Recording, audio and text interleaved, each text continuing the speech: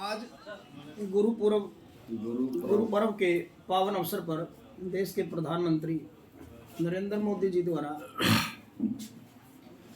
काले कानूनों को, 3 कृषि काले कानूनों को वापस लेने की घोषणा की है। इसको आप किस एंगल में देखते हैं? राजनीतिक रूप से देखते हैं या देश हित में देखते हैं, किसान हित में देखते हैं? देखो, सबसे पहले तो मैं आज गुरपुरब की हाँ सर। सभी असंध वासियों को, हरियाणा वासियों को और पूरे देश के जितने भी जनता है, जितने भी नागरिक हैं, सबको बधाई देता हूँ। दूसरी बात यह है कि जो मोदी जी कोई काम देश हित में करेंगे, ऐसा मेरा मतलब कहीं लगता नहीं। मोदी जी की अपनी नैया जो है ना, वो डगमगा रही थी। अब यूपी के अंदर इलेक्शन है, ये बहुत दिनों से बात चल रही थी कि यूपी के इलेक्शन से पहले पहले कुछ होगा। हाँ सर। इमोशनल टच देने के लिए गुरपुरब का दिन चुना गया है। और अभी तो भाई देख, इन्होंने जितने वादे किए थे 2014-13 से लेके गिनो अगर, तो कितने वादे पूरे करे हैं? अभी तो वादा कराया है। जिस दिन पार्लियामेंट में वापस लेंगे उसी दिन पता लगेगा भाई असलियत में नीयत क्या है। क्या आपको लगता नहीं है कि वर्ल्ड के अंदर जिस व्यक्तित्व का डंका बजता है प्रधानमंत्री नरेंद्र मोदी का, आज उस पर भी आप शक कर रहे हैं इतनी बड़ी घोषणा के बाद भी? और किसान यूनियन और किसानों के अंदर भी खुशी की लहर है। आप एक कांग्रेसी विधायक हैं, तो उसमें किस प्रकार देखते हैं सर? आपको शक है तो कहीं जहाँ पर? तक अगर ये सच है कि कानून वापस ले लिए गए, तो मैं भी खुश हूँ। और डंका अगर मोदी जी का वर्ल्ड में बज रहा है, तो फिर हमें 142वें नंबर पे कैसे आगे? हमारे देश के ऊपर तो क्वेश्चन मार्क लगा हुआ है। मतलब धार्मिक असहिष्णुता का भी क्वेश्चन उठता है हमारे ऊपर।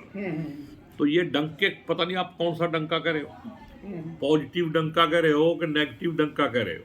हाँ जी, हाँ जी, हाँ जी। ठीक है, क्योंकि एक कहावत है भी, बदनाम होंगे तो क्या नाम नहीं होगा। हाँ जी, हाँ जी, हाँ जी। तो मोदी जी मतलब नाम कमाने के लिए बदनाम भी हो सकते हैं। अमेरिका में भी अपोज हुआ उनका, कनाडा में भी अपोज सब हुआ। जगह। वही अभी डंका। केदारनाथ की यात्रा पे गए, हाँ सर। शिव जी भगवान के दर्शन करने गए, हाँ जी, हाँ जी। और वहां पे लोगों ने क्या कहा उनको, जो बाहर खड़े थे लोग, वो गोदी मीडिया वाले सोच रहे थे कि ये तो सारे मोदी जी के दर्शन करना है। भोले के दर्शन तो वहां थे ही नहीं, मोदी जी के दर्शन लाइव कराए गए। तो लोगों ने क्या कहा, फिर सारे कैमरे वाले भाग गए वहां से, फिर लोग तो उल्टा बोलने लग गए। तो ऐसी ही डंके बज रहे हैं। और इन्हीं डंकों को देख के, और ख़ास करके मैं सुप्रीम कोर्ट का धन्यवाद करूंगा, जो लखीमपुर खीरी केस को लेके स्टैंड लिया है ना सुप्रीम कोर्ट ने, और जुडिशरी को कई सालों के बाद फिर जिंदा कर दिया। ये भी सत्य है।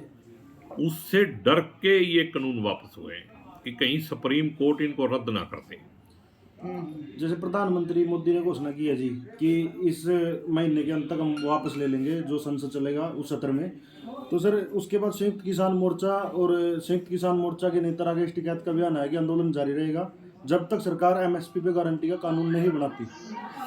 देखो, इसके बारे में तो अब राकेश टिकैत ही बता सकते हैं क्या करना है। संयुक्त मोर्चे का फैसला तो उनका फैसला है। लेकिन मोदी जी की बात पे मेरे को भी देखो 100% भरोसा नहीं है कि मोदी जी कहाँ तक जाएंगे। ये पता नहीं कितना बड़ा षड्यंत्र भी हो सकता है, चाल भी हो सकती है पंजाब के इलेक्शन को देखते हुए, क्योंकि कैप्टन अमरिंदर सिंह जी इस बात पे अड़े हुए हैं भाई अगर ये कानून वापस करोगे तो मैं तुम्हारे से बात करूंगा। तो कई तरह की बातें हैं, अभी धीरे धीरे सामने आनी शुरू हो जाएंगी कल से। लेकिन परमात्मा जो करता अच्छे के लिए करता है। आंदोलन हुआ तो ये देश बच गया। इसमें जो अल्ट शर्ट इधर उधर के काम चल रहे थे वो धीरे धीरे रुके, भाईचारा नए सिरे से बढ़िया। विधायक जी, भाजपा हरियाणा में फिर नौकरियां देने की बात करती है, लेकिन जो डेंटल सर्जन की भर्ती हुई है उसमें एचपीएससी के जो डिप्टी सेक्रेटरी थे अनिल नागर, उनको 90 लाख रुपए के साथ दफ्तर से ही गिरफ्तार किया गया विजिलेंस के द्वारा। मैंने तो पहले कहा भी इस पार्टी के किसी नेता पे विश्वास करना ही पाप है अपने आप में। ये जो कहते हैं वो तो करते ही नहीं है। कौन सी नौकरी की बात कर रहे हो आप? 142 वो लगाए थे एसडीओ, बिजली निगम। उनमें से 22 हरियाणा के थे, बाकी सारे बाहर के थे। पहले 80 लगाए थे। फिर 80 लगाए, उसमें सिर्फ 2 हरियाणा के थे, 78 बार के थे। और एक तरफ ये 75% कहते हैं हम आरक्षण देंगे, जो लेबर के काम में तो आरक्षण देंगे, अफसरों के काम में बाहर के ले आके गुजरात से लगाएंगे। तो ये देश को गुजरात के यहाँ गिरवी रखना है क्या? एक तरफ तो सरकार बात करती है कि हमने प्राइवेट नौकरियों में आरक्षण कर दिया है कि 75% नौकरी हरियाणा के युवाओं को मिलेंगी, लेकिन पहले जो कांग्रेस के टाइम में जो शर्त होती थी डोमिसाइल पे 15 साल की थी सर, भाजपा ने उसको घटा के 5 साल 5 साल कर दी। ये मुद्दा हमने विधानसभा में भी उठाया था कि आप इसको 15 साल ही रहने दो, लेकिन इनकी नीयत कुछ और है। ये आउटसोर्सिंग के माध्यम से रिजर्वेशन खत्म कर रहे हैं और 75% में प्राइवेट वालों को कह रहे तुम रिजर्वेशन दो। मेरे को तो ये समझ नहीं आती कि इनकी ये कौन सी स्कीम है। आउटसोर्सिंग में इन्होंने ज्वाइंट सेक्रेटरी लगाई डायरेक्ट, यूपीएससी को इग्नोर कर दिया, उसमें एक भी रिजर्वेशन का आदमी नहीं लगाया, सारे के सारे स्वर्ण जातियों के लगाए। बात ये नहीं भी स्वर्ण जाति के लगाओ या ना लगाओ, बात ये है कि जो एक संविधान के तहत उसके अंदर रिजर्वेशन का राइट जिन लोगों को मिला हुआ है उनको इग्नोर करना भी तो पाप है, और वो पाप ये देश के साथ कर रहे हैं।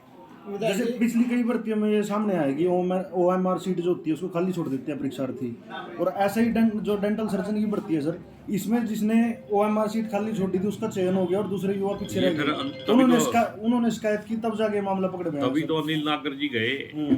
देखो एक तो बात ऐसा हो आप, सकता है और कई भर्तियों में भी ऐसा हो सकता है जी, सारी भर्तियों में ऐसे ही कर रहे हैं। अभी नीट के ऐसे पेपर मैंने दिखाई दिया, मेरे को दिखाया किसी ने कि उसका एक मेल आया, उसके नंबर अच्छे आ गए 600 कुछ, और कंफर्म हो गया भी ये तो नौकरी लगेगी। बाद में वो मेल डिलीट कर दी गई और जब फाइनल रिजल्ट शो हुआ तो उसमें उसके नंबर घटा दिए गए, उसकी जगह किसी और का नाम दे दिया गया, और वो जो शीट थी उसकी अच्छे नंबरों वाली वो किसी दूसरे वाले में फिट कर दी कंप्यूटर में। तो ये जो पेगासस का मामला है वैसा ही मामला है ये। तो सारा काम ये जो डिजिटल कर रहे हैं ना, वो ये अंदर खाते ठगी करने के काम में ही कर रहे हैं। तो ये सरकार से मतलब ईमानदारी की और सच्चाई की उम्मीद करना, ये अपने आप को धोखा देने वाली बात है, देश को भी धोखा देने वाली बात है। जनता को ये बात समझ लेनी चाहिए। विधायक जी, आप कांग्रेस पार्टी के प्रदेश अध्यक्ष पूर्व केंद्रीय मंत्री कुमारी शैलजा के ज़्यादा निकट बताए जाते हैं।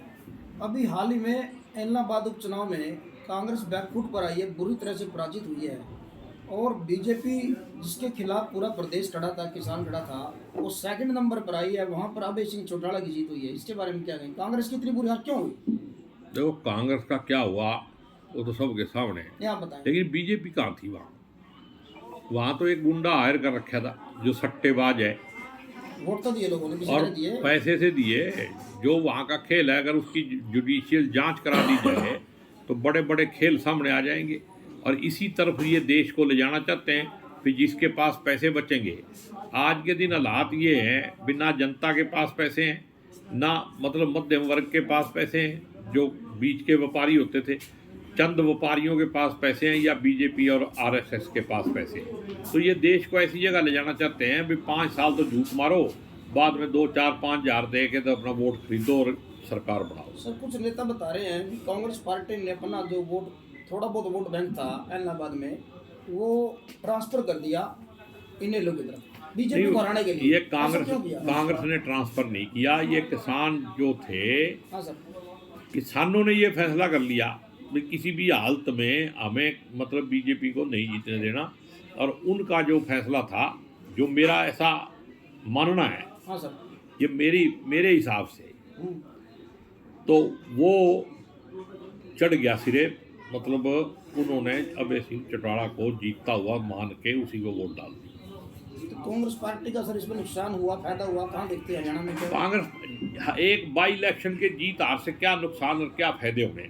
अच्छा, ये तो मतलब देखो कांग्रेस पार्टी को इससे कोई खास फर्क नहीं पड़ता। बात ये है ट्रायंगुलर फाइट थी। अच्छा, तो कांग्रेस को मतलब वहाँ पे कम वोट, अगर ज़्यादा वोट मिलती तो बीजेपी जीतती।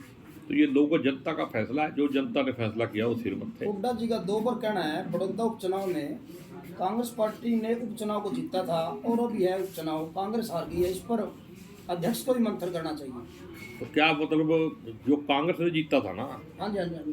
तो कांग्रेस जीती भी, कांग्रेस हार भी गई, क्या फर्क पड़ता है इससे? बल इससे कोई फर्क नहीं पड़ता आपकी। ये कोई किसी मतलब व्यक्ति विशेष की जीत थोड़ी है, ना हार है किसी की। सर अभी हमारे असम के अंदर 2 अधिकारियों को हरियाणा सरकार ने सस्पेंड किया है।